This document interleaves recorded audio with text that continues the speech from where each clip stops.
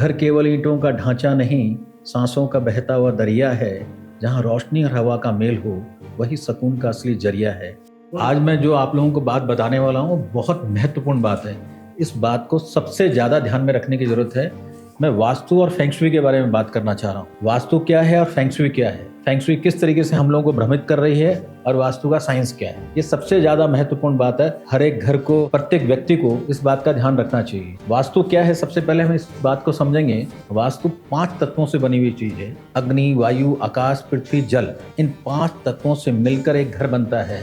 अथर्ववेद में लिखा हुआ है कि एक ऐसा घर जिसके अंदर में ये 5 तत्व हों और जहाँ पे आप प्रेम पूर्वक निवास कर सकते हैं, उसको वास्तु कहा जाता है। वास का मतलब रहना।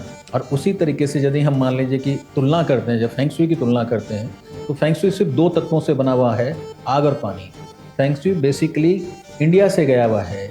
वहाँ पे उस समय चाइना के अंदर में उनको कुछ पता ही नहीं था कि जब कोई व्यक्ति मर जाता है उसका क्या क्रियाक्रम करना चाहिए, किस तरीके से उसको सदगति दी जाए। तो यहाँ पे उस समय के अंदर में 2 यात्री आए थे। उन्होंने इस चीज़ के ऊपर में रिसर्च किया।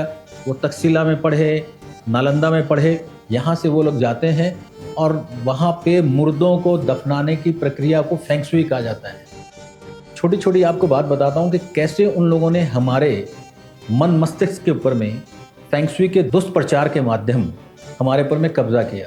हजारों सालों से हम लोगों को बताया गया है कि हमारे विघ्नहर्ता गणेश जी हैं। गणेश जी का अपने आप में, गणेश जी का जो स्वरूप है वो अपने आप में बहुत बड़ा साइंस है। यदि आप गणेश जी की मूर्ति और लाफिंग बुद्धा को यदि आप देखते हैं, मैं बात लाफिंग बुद्धा की कर रहा हूँ। लाफिंग बुद्धा को यदि आप देखते हैं तो गणेश जी जैसे आपको दिखाई देंगे। गणेश जी का सर हटा दीजिए, चाइनीज किसी मोटे आदमी का सर उसके ऊपर में लगा दीजिए, आपको वो लाफिंग बुद्धा दिखाई देगा। उस काल के अंदर में गणेश जी का सर काटा गया था और इस काल के अंदर में चाइना ने काट के अपने किसी राजा का सर लगा दिया। और घर घर के अंदर में ये उन्होंने किदवंती फैला दी कि आपको इस घर के अंदर में यदि आप रखते हैं लाफिंग बुद्धा, जिससे आपके घर के अंदर में सुख शांति आएगी, आपके घर में खुशियां आएंगी। लाफिंग बुद्धा का बुद्ध से कोई मतलब ही नहीं। हर घर के अंदर में आप जहां देखिए गणेश जी को हटा दिया गया, लाफिंग बुद्धा को रख दिया गया। सांस्कृतिक रूप से ये बहुत बड़ा हमला किया गया उस समय के अंदर में, जो कि लगातार जारी है। ये एक छोटी सी बात। इसके अलावा मैं आपको बताता हूँ कि हमारे घरों के अंदर में गणेश, लक्ष्मी, सरस्वती, इन तीनों की वंदना की जाती है।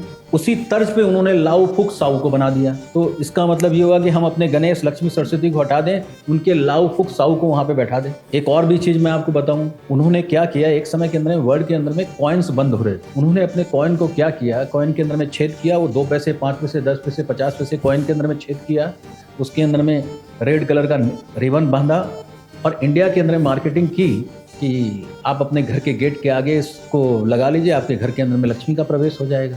उन्होंने 2 पैसे, 5 पैसे, 50 पैसे के सिक्के को, जिसकी वैल्यू मान लीजिए ज़्यादा से ज़्यादा 1 रुपये की होगी, उसको इन्होंने यहाँ पे 1100 रुपया, 1500 रुपया, 2000 रुपये तक में बेचा है। एक मेंढक के अंदर में चांदी का सिक्का थमा दिया, मेंढक के मुंह के अंदर में।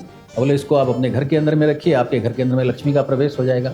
आपने मेंढक उछल कूद करता रहता है, कोई मतलब है? लोगों ने उसको अपने घर में जगह दे दी और हमारे जो आइडियल्स थे उनको सबको हटाना शुरू कर दिया। चाइना ने हमारे पर में सांस्कृतिक रूप से इतना गहरा हमला किया है कि हम उससे उबर ही नहीं पा रहे हैं।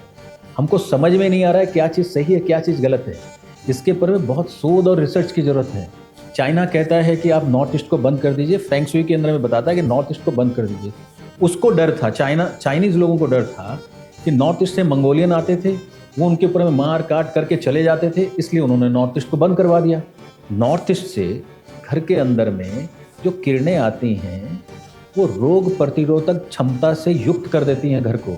इसीलिए हम घर के अंदर में उस जगह पे पानी रखते हैं ताकि वो जो किरणें हैं पानी के अंदर से मिक्स होकर घर के अंदर में घुसें, ताकि हमारा घर बहुत ऊर्जान्वित हो जाए, स्वस्थ हो जाए। वो तो चाहते हैं कि नॉर्थ ईस्ट को आप बंद कर दीजिए। वो तो चाहते ही नहीं कि इंडिया कभी प्रोग्रेस करे, इंडिया के लोगों का सही दिमाग चले। उनका जो राष्ट्रीय चिन्ह है वो ड्रैगन है। वो तो चाहते हैं कि ड्रैगन उनके घर घर में आए। वो तो बोलते हैं बच्चों के रूम के अंदर में आप ड्रैगन रखिए। हमारे घरों के अंदर में ये बात थी कि हम अपने घर के अंदर में श्री कृष्ण की बचपन की फोटोएं रखते हैं, जिससे मन एकदम प्रफुल्लित हो जाता है, बच्चे के दिमाग का विकास होता है। और वो चाहते हैं कि बचपन से ही बच्चों के रूम के अंदर में एक ड्रैगन की तस्वीर रखी जाए, ताकि हमारा बच्चा दैत्य बन जाए, कुविचारों वाला बन जाए, धार्मिक बन जाए। तो ये अंतर है फेंग शुई और वास्तु के अंदर में। ऐसी बहुत सी चीज़ें हैं। आप फेंग शुई के टोटकों से बचिए, फेंग शुई से बचिए, वास्तुशास्त्र को अपनाइए।